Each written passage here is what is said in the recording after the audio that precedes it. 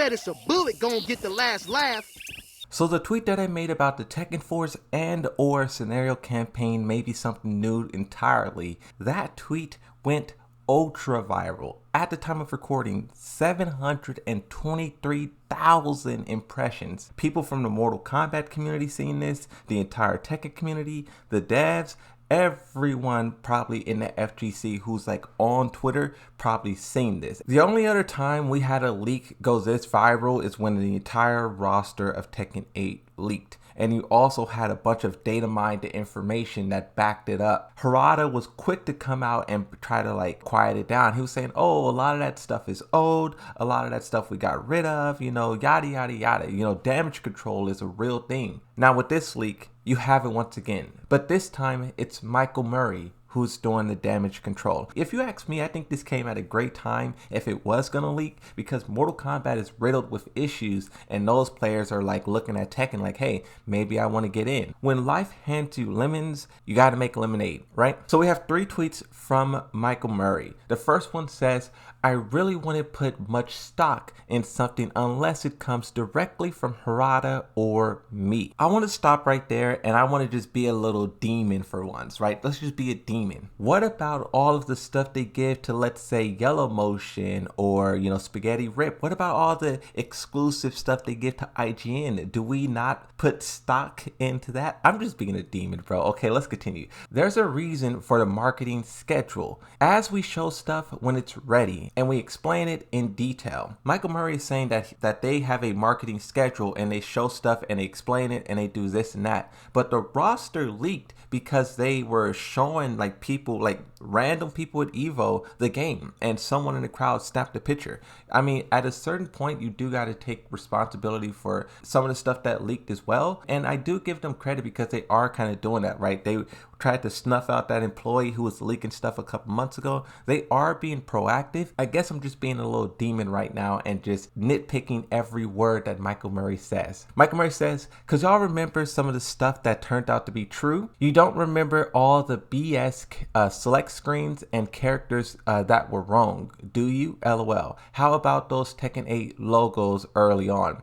So this is a good point, right? He's basically saying, don't believe everything you say. There's a lot of leaked information out there, but a lot of it is fake. And I went back and I found pretty much everything that I could remember. You have the Tekken 8 release date that leaked with the NVIDIA GeForce. Now, even though this release date is wrong, December the 1st, 2022, I do think at one point in time this was the release date, but then the pandemic came along and delayed everything. Harada talked about how it was very difficult to transition to working from home and keep the game running at a smooth pace. That probably did delay Tekken 8 1 year. But then also too, another reason why I think this was real at one point is because a lot of other information that was on here came true. A God of War going to PC, GTA Trilogy, there was a lot of stuff on here that was true. You have the Aquafina and Raven leak, this was confirmed. You have this one of the fake logos, coming summer 2023. This one didn't go as viral, but this is one of the things that Michael Murray was talking about in his tweet. You have 2 Tekken 8 character select screens made by the same person, some unknown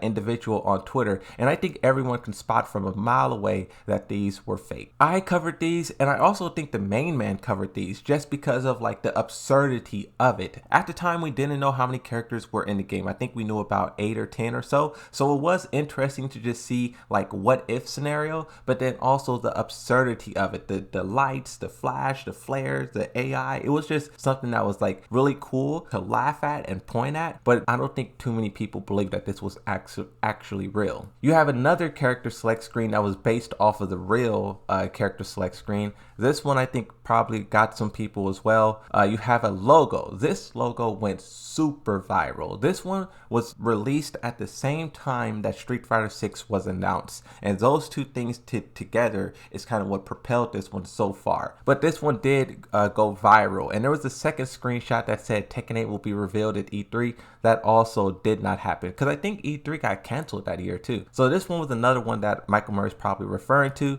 You have another one here that had Elden Ring on it. I remember this one. This one actually happened right before Tekken 8 was actually announced. Last year at Evo, before literally 2 weeks before Evo, this came out, and this got a lot of people excited because they were thinking Tekken 8 was, well, I guess they were kind of right. We thought Tekken 8 were going to be teased at Evo because of this, and even though this is fake, it still turned out to be, the destination turned out to be true. But then the thing about this too, Harada was making fun of this in a Harada's bar or whatever. He was like, oh, that logo is ugly, that logo is stupid, and he was just like ripping it to shreds, making fun of it. And what was really funny about this, right, we have multiple different leaks and quote unquote leaks here, but the ones that they chose to respond to was very selective. They responded to this one, they didn't respond to the NVIDIA one, they responded to the Datamine leak, and then they also responded to the Tekken Force leak. All other leaks they kind of ignored, and I think there is some truth to that. When they choose to respond to something, it's because they're trying to like damage control. I think it's interesting looking at how they analyzing how they respond, because that can tell us a lot about what's happening. There was this leak from a long time ago. This one was crazy, bro. Uploaded to 4chan, and it basically said like Brian Fury would lose a leg. This one said, oh, this part is kind of true. It says this is Heihachi's last game and Kazuya will replace him as the Pigment Big Head. Even though this person was talking gibberish, that kind of turned out to be true. But this leak was insane, bro. The amount of stuff that was in here, it was ridiculous. That was also fake. You have the 2 data mines that happened.